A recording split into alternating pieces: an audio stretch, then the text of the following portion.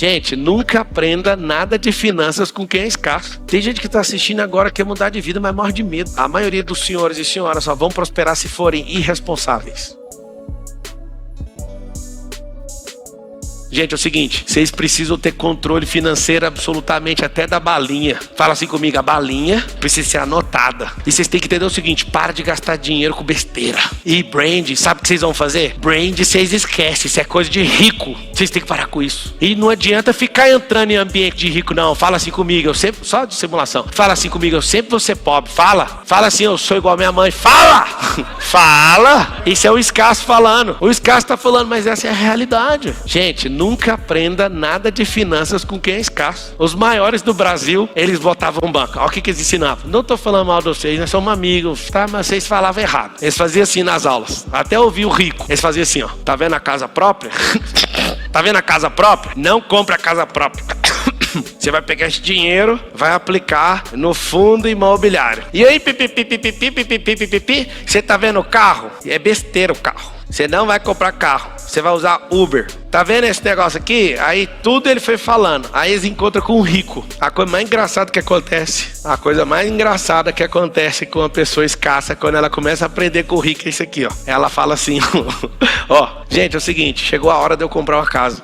Eu vi os maiores influenciadores de finanças mudando de opinião depois que sentou na minha frente. Aí fala o seguinte, a casa é um reinado. E aí começaram a comprar casas e teve que mudar o discurso pra plateia. Porque entenderam que se não tiver posse, não tem governo. Não precisa de carro, não precisa de casa. Você vai ver quem é você. Aí você tem dinheiro no banco, alguém toma o seu dinheiro no banco. Quem é você, filho? Tá despejado. O que é o problema que vocês não entenderam? Ensinaram pra essa galera a finanças a escassez. Eles começaram a ensinar com a fama que eles tinham, ensinando escassez, não vai ficar rico. Você sabe o que acontece quando a pessoa tem patrimônio? Ela tem que se lascar para defender isso. E isso vira um problema, é um ecossistema, não para de crescer patrimônio. Toda família que é focada em enriquecer, essa família vai se defendendo e vai todo mundo ficando rico. Desde o núcleo, todos os filhos, os netos, vai todo mundo fazendo isso. Mas é mais natural esse comunismo soft entrar na cabeça das pessoas. E aí eu te falo, depende do que você ouve, porque a pessoa vai te ensinar a ser escasso. Eu vou te ensinar diferente. Se você tem um carro para aparecer, não compre. Você tem um carro para capitalizar, compre. Sua casa é onde está a turma mais importante da sua vida. Comece a investir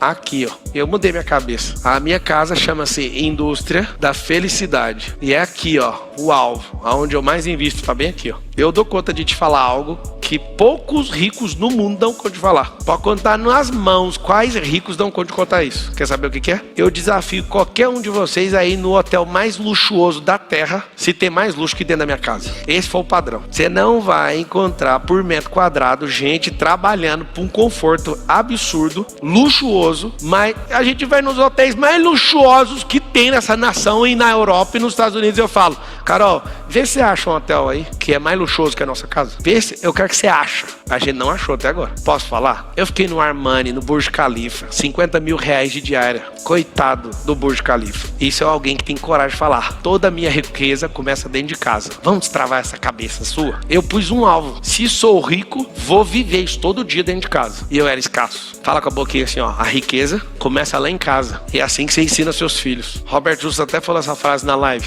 É melhor segurar um louco do que ter que empurrar um bobo. A passividade faz você ficar bobo. Então, se joga. A maioria das coisas vão funcionar desse jeito. Pássaro fica assistindo palestra, fazendo curso para ver se vai voar. Pássaro lê. Alguém ora pelo pássaro para ver se ele vai ser abençoado no seu voo? Vai? O que o pássaro faz? Você joga. E primeiro voo é certeza que vai cair. Absoluto. Porque para voar tem que fazer ajuste. Vai ser desse jeito. Como é que trata a passividade? Aí que tá o detalhe. Você não faz porque tem medo. Então, para tratar a passividade, vai ter que passar vergonha. Vai ter que sair desse estado e esse estado fica mexendo com você. E você fala, mas não dou conta, é por isso que eu vou fazer. Toda vez que o seu cérebro falar pra você assim, você não dá conta, e você fala, é só por isso que eu vou fazer. Pra que ter medo? Se no final você não fez aquilo que você foi chamado. Tem gente que tá assistindo agora que quer mudar de vida, mas morre de medo. Morre de medo da prosperidade, morre de medo de aprender, morre de medo de pagar, morre de medo de ter que largar as amizades. Você sabia que tem gente que para de me ouvir porque olha pra amizade e fala, eu prefiro amizade do que prosperar. Coitado, o que eu vou fazer do meu amigo? É meu amigo de infância. Nossa, Ei, amigo, sai da sua terra que você vai prosperar. Aí a pessoa fala,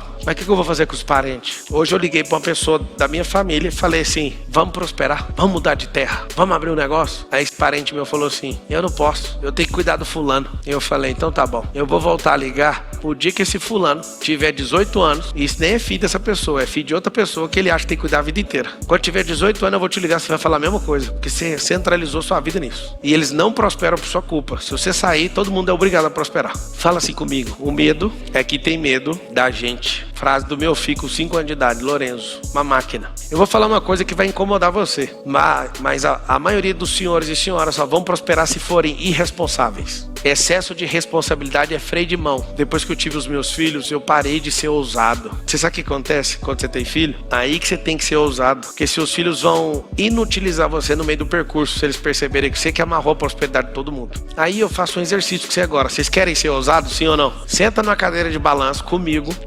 A gente pode sentar hoje e daqui 60 anos. A gente vai sentar numa cadeira de balanço na porta da sua casa. Você e eu, nós temos a mesma idade, 80. Aí você vai falar assim, sabe o que é, Marcelo? Eu tive medo demais, eu não fiz quase nada.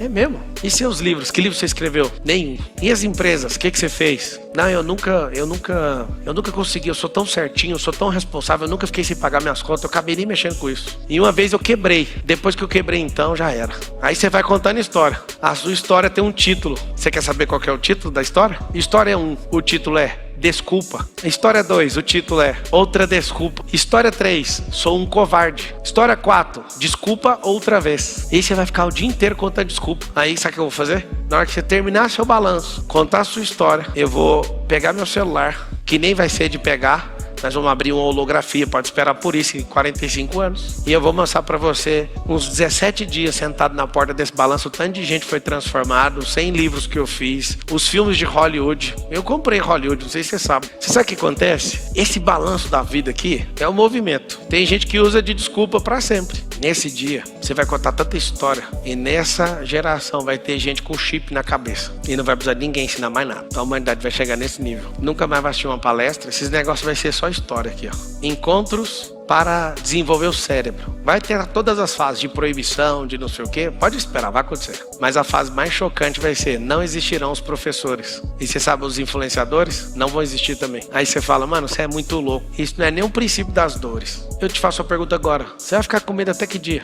Você chegou a ter 10 milhões de patrimônio, né? Chegou? Isso não é nada. Os 10 milhões é só a sombra daquilo que há de vir. O que você tem que fazer com isso? Cara, você tem uma história gigante. Um storytelling de alguém que saiu dos 10 milhões pro zero. Eu escreveria um livro, Como Quebrar um Patrimônio de 10 milhões. Se você escrever, eu seria o primeiro cara a comprar. Você sabe por quê? Porque o maior medo de quem não é rico é perder tudo que tem. Esse livro vai vender pra caramba. Como quebrar um patrimônio de 10 milhões de reais. Mas tem gente que vai comprar, sabe por quê? Porque tem gente que não prospera porque tem medo disso. E nem tem os 10 milhões e tem o medo de quebrar as coisas. Você sabe o que acontece? Não existe história boa ou ruim que não vale a pena ser contada. Todas, se é boa ou ruim, elas são dignas de ser contada. Porque qualquer tipo de história cura as pessoas. Depende de quem tá ouvindo e depende de quem tá contando.